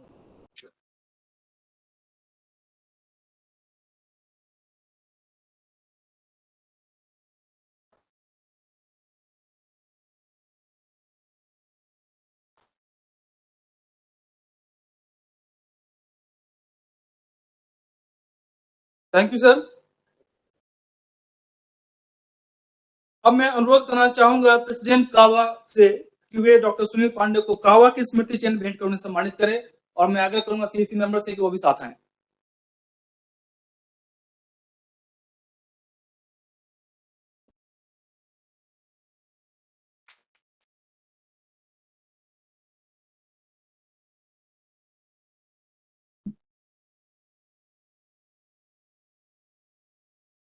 Thank you ma'am. साथ ही मैं अब आग्रह करना चाहूंगा प्रोग्राम मेंटर श्रीमती अंजू ओझा से, जो विशेष तौर पर इस विषय को प्रोत्साहित करने हेतु इको फ्रेंडली अल्टरनेटिव के रूप में जीन्स के कपड़ों से निर्मित बैग, जो ट्रेनिंग डायरेक्टरेट की तरफ से तैयार किया गया है, भेंट स्वरूप की नोट स्पीकर वो प्रेसिडेंट कावा को सपोर्ट करें।